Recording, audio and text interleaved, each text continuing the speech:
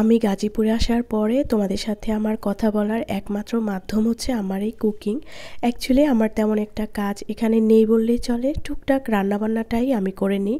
আর তোমরা তো জানো আমি রান্নাবান্না করতে কতটা ভালোবাসি। সেটা হোক আমার নিজের জন্য বা আমার পরিবারের জন্য, যার জন্যই হোক আমি খুব মন দিয়ে রান্নাবান্নাটা করে নিই। হ্যালো এভরিওয়ান, আসসালামু আলাইকুম। তোমরা কেমন আছো? আমি আলহামদুলিল্লাহ ভালোই আছি। আজকের ছোট্ট একটা ব্লগে তোমাদেরকে ওয়েলকাম করছি। আজকে বিকেলের নাস্তাটা বানিয়ে নিচ্ছিলাম, সেই সাথে তোমাদের সাথে গল্পও করছিলাম। যাই হোক, এটা একটা কমফোর্ট জোন বলতে পারো। আমি তো অনেক আগেই বলেছি রান্নাবান্না করি, সেই সাথে তোমাদের সাথে টুকটাক গল্পও করে নিই। আর এই যে দেখো, মটরশুঁটির ডালটা আমি ভিজিয়েছিলাম, সেটা আমি সিদ্ধ করে নিয়েছি লবণ দিয়ে।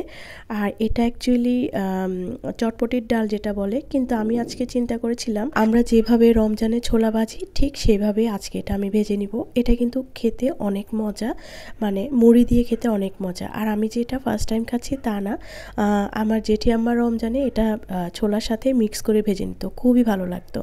যাই হোক, বাসায় দেখি যে আমার আজকে ফুচকাও ছিল, সেই জন্য আমি ফুচকার ভাইব নেওয়ার জন্য এই সসটা করে নিয়েছি আর ফুচকাও রেডি করে নিয়েছি। এই তো আজকে ইভিনিংটা অনেক ভালো ছিল আলহামদুলিল্লাহ। আমি কিন্তু এটা মুড়ি দিয়েও খেয়েছি।